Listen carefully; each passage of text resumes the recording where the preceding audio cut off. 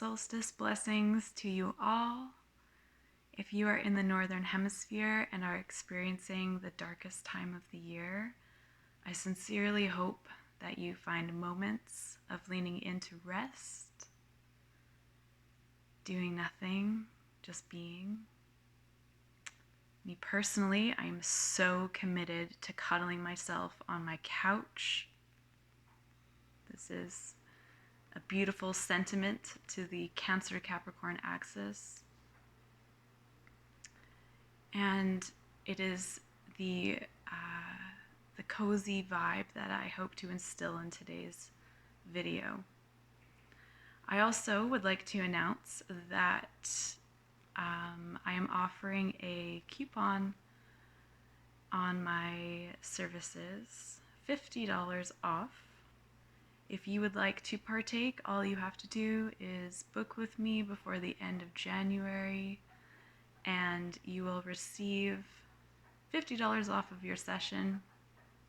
I offer therapeutic evolutionary astrology sessions that incorporates energy reading if you so choose. If you would like to hear more about it, visit my website. The link is in the description below.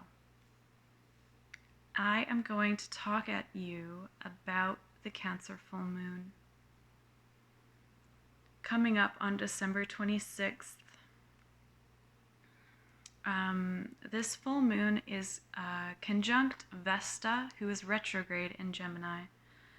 This full moon is opposing Mercury, who's retrograde in the sign of Sagittarius. This full moon is trining Saturn. It's also square Neptune, sextile Jupiter. And there is some certain features of this chart that I really want to lean into. So without further ado, Mars is conjunct Mercury, and in relation to Mars-Mercury Vesta, there has been, is, and will continue to be a bit of a dance amongst these symbols. So if we think back to the end of October, Vesta stationed retrograde at 7 degrees Cancer. She was a first quarter trine with a Mercury-Mars conjunction in the sign of Scorpio. So, what were we feeling at the end of October this year? Well, perhaps with all of the upheaval that eclipse seasons typically bring, might there have been a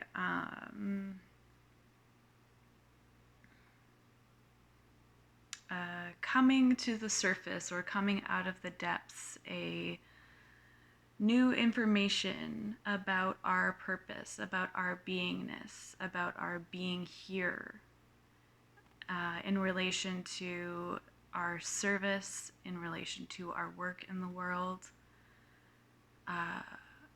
and was there questions around, is this safe? Is this safe for me to do this work? How can I do this work safely? You know? Vesta will be retrograde until she stations, actually, before I get into that, I want to talk about, so that was where she's coming from. Now I want to talk about where she is before I talk about where she's going. So currently, we have a Mercury-Mars conjunction, again, with Mars and Sagittarius, Mercury retrograde, and this is being opposed by Vesta, who is retrograde in the sign of Gemini presently. Mars in Sagittarius wants to explore, expand into new horizons. And since it's opposing Vesta, with our work, our service to the world. And with Mercury retrograde, this desire can be in tension with the requirement to review the past. in terms of service and work, and to put into words the meaning and purpose that it gave us and those that we served. Being able to articulate this will greatly help navigating the where to from here, because knowing what's meaningful and purposeful is one certain way to building a life with meaning and purpose. Another very possible way these transits are experienced is a deep questioning of purpose and meaning of one's existence. This is not a very comfortable place to be, and that might be an understatement, because it can really suck to have an existential crisis. However, the possibility is here, gaining an upgraded perspective on the self, the reason you are here, the work you can do naturally that contributes to something bigger than you. Okay, so that's Mars, Mercury, Vesta action presently. Now I want to talk about where she's going. All right? Vesta will be retrograde until she stations direct at 21 degrees Gemini on February 8th, where she will be sexy-quadrate a Mercury-Moon conjunction in Aquarius, and in conjunct Venus in Capricorn. Then, on February 21st, Mars, Venus are conjunct in Aquarius. After each of them pass Pluto. There is something to be said about this power. What?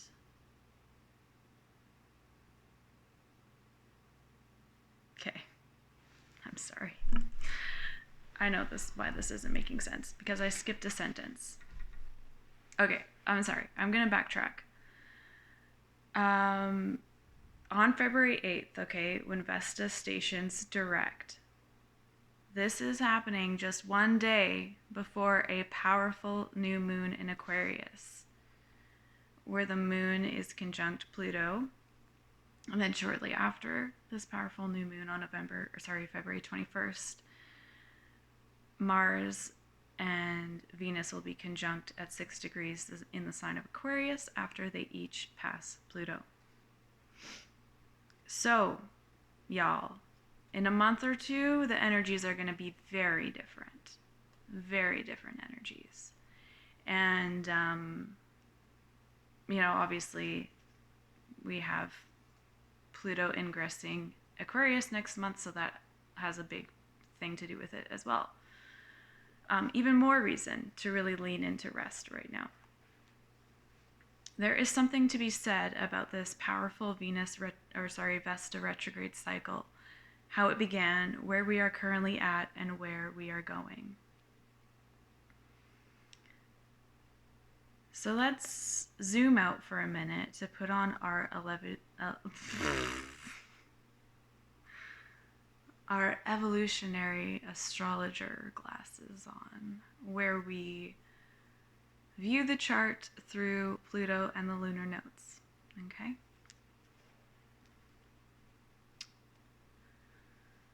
So, Pluto is in the last degree of Capricorn. Pluto is still square the moon's nodes, north node Aries, south node Libra. This core theme is culminating a well-established structure for relationships and ways of relating through a necessary review of past relationships and ways of relating. There is this sorting through of the basement type of experience, checking out the foundation of this well-established structure. In so doing, we may realize that the structure is indeed well established, and it is not functional, livable, sustainable, or safe. The assessment of the foundation is, of course, the most useful, and the most messy and the most difficult. This has been a necessity on a collective and societal level. Capricorn, Pluto and Capricorn, okay? Skip step. And also on a very personal level, because we cannot forget that the Pluto polarity point matters greatly and has been in the skip step position in the sign of Cancer, where we are having this full moon. And so before Pluto makes this shift, I really want to hone in the point that the personal is political, and what this means is that things that happen on a personal level are deeply a byproduct of the political infiltration and vice versa. Okay? So we can say that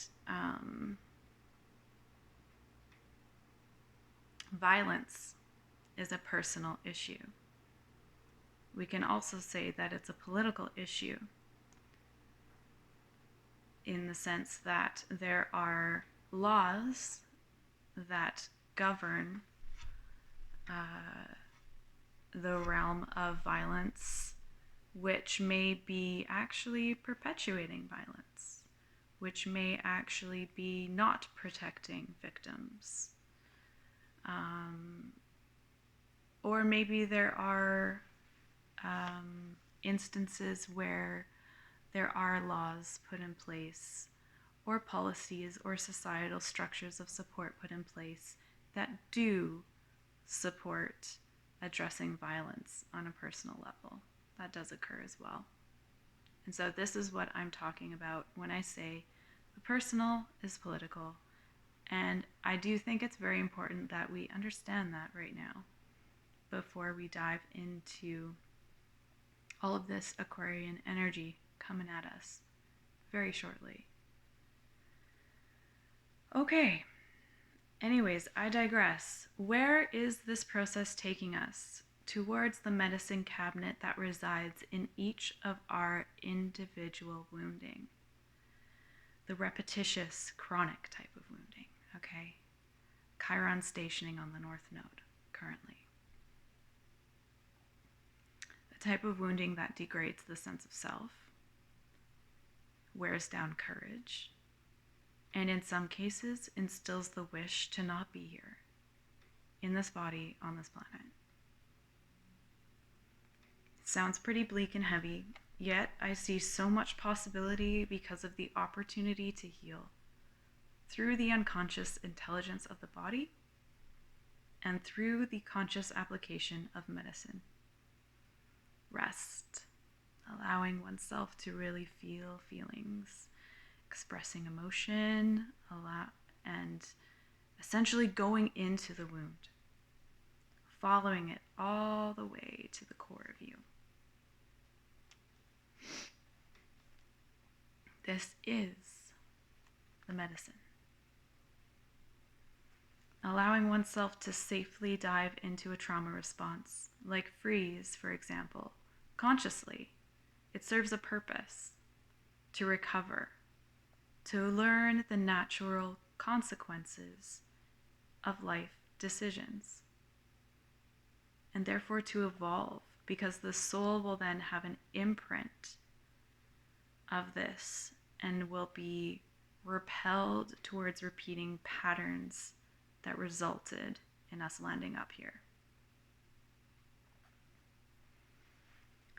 In short, as the wounds are examined, the medicine cabinet within each of us opens up toward oneself.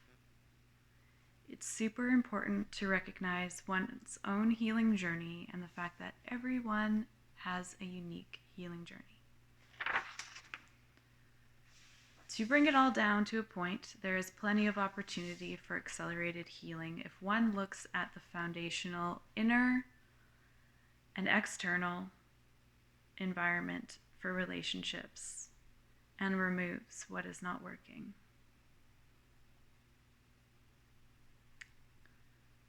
Yeah, I can feel it. Now, what's my responsibility?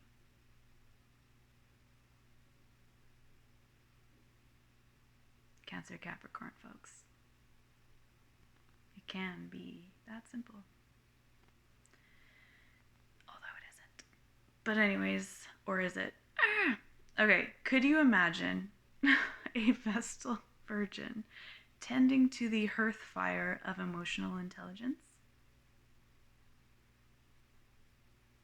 What would a hearth fire of that nature require of us?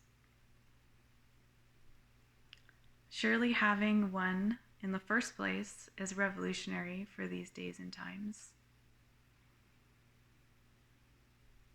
How would you keep a flame going? You feed it air, wood. You check in on it frequently to ensure it's stocked enough to last whilst you are away. Learning emotional intelligence is similar. Lots of check-ins, taking time to feel, to nourish yourself, either independently or with others. Sorry, I feel like I need to backtrack a little bit and just explain a bit about the Vestal Virgins.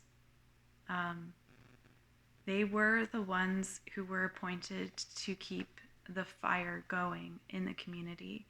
And the reason why their work was so sacred and so important, and why they had to live such a life of dedication and focus and commitment to tending to the hearth fire, was because fire equals the ability to cook, to have light, to have warmth, and a community cannot survive very long without those things. And so this role was extremely sacred from a very practical sense, which is my favorite type of sacredness. Anyways, there was a lot of responsibility for these Vestal Virgins, and therefore the king appointed people to take care of their daily needs, so that they really did have all of the inner resources available to them to really focus on tending to this hearth fire.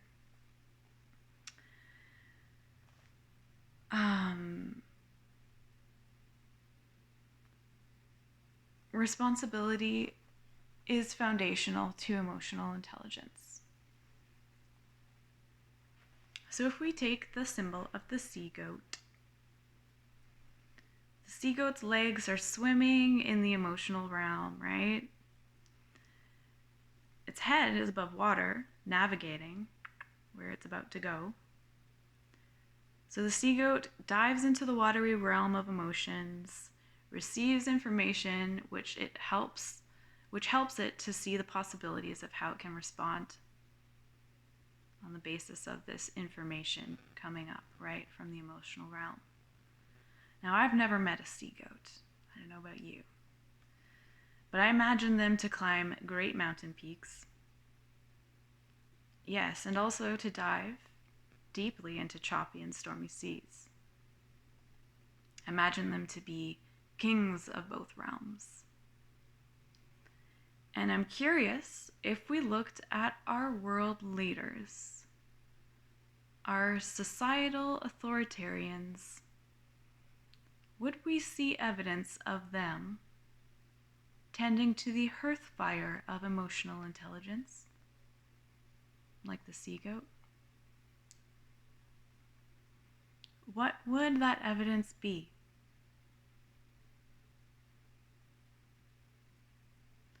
I think an easy fruit to pick here would be consideration for others is present. Asking these questions is easy, and coming up with the answers makes me realize how much we have to learn.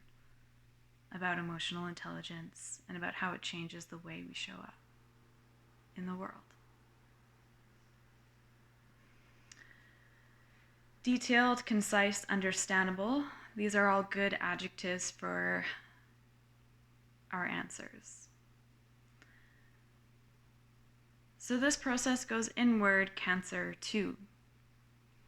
Asking oneself, how do I know, feel, sense that I'm tending to the hearth fire of my own emotional intelligence?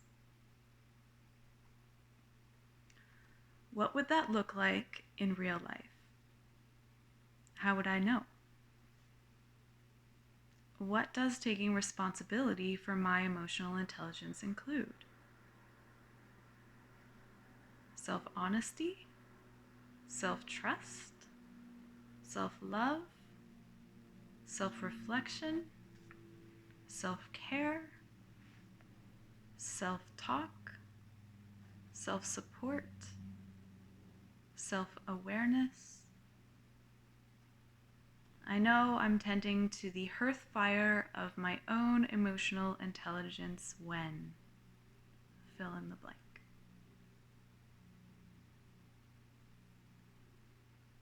When I take a break and check in with myself and how I'm feeling in my body, I give space for it to do its thing, and I use this information to determine my next steps. I allow instinct to help me.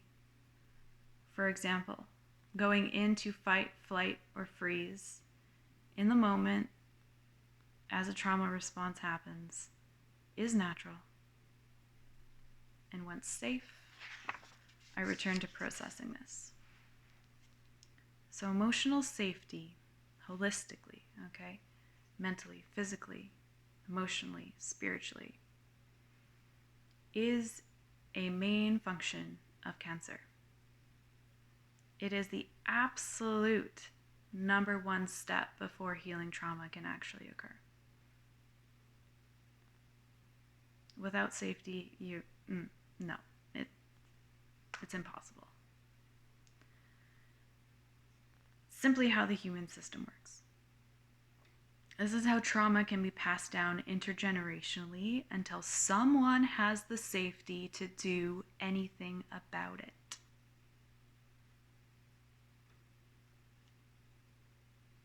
And once they do, a whole backlog of repressed emotions pour through the body, mind, and soul. And a lot of it is unconscious. A lot of us are feeling this right now. The world is changing fast. So many advancements are being made, distinguishing us so different from our grandparents. I would like to see advancements in co-creating safe spaces and for the tools of healing trauma to be more widely accessible. Is it not true that any inner growth evolution work changes how one behaves out there in the real world? Consider the term inner work.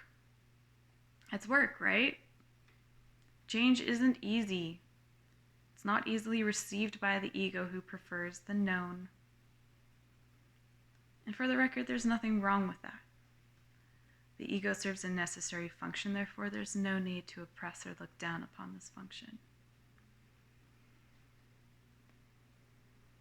Inner work takes discipline, boundaries, dedication, effort, maturity, all Capricorn qualities. And what is Capricorn without its sea legs? All of these Capricorn qualities possess a very powerful part of the healing journey: the changes.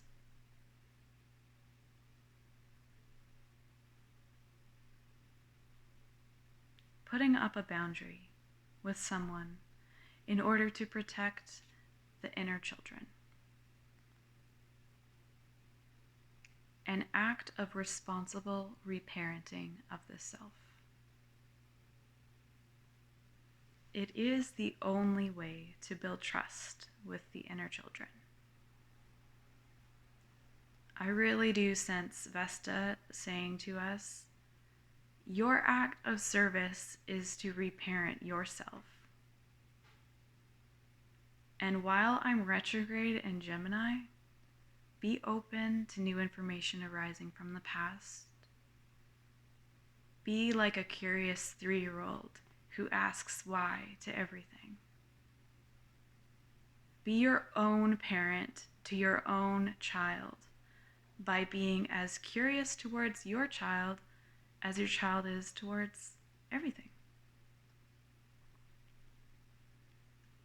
End quote. That's just what I imagine her to say.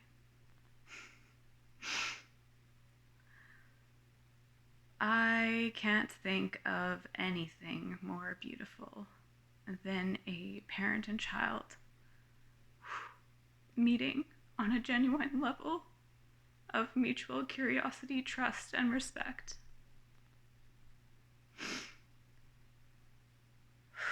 And yes. Oh yeah.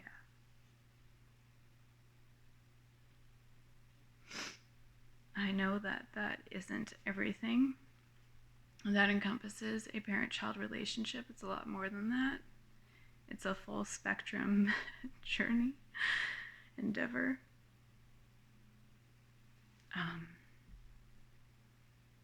And that beauty that I've described that brings me to tears is the intention to keep coming back to. Keep coming back to the process. Keep grounding it. And create new neural pathways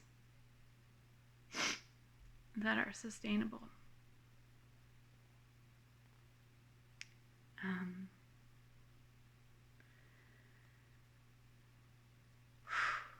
Okay, I'm going to wrap it up there. I think y'all can feel the dose of Cancer medicine here. And in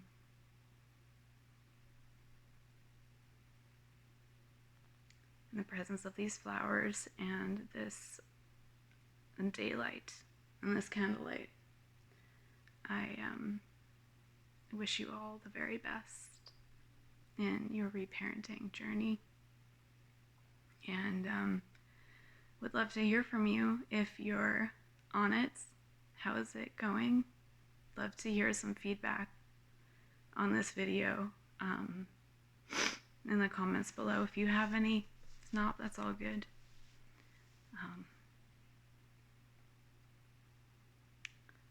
Yeah, sending you so much love.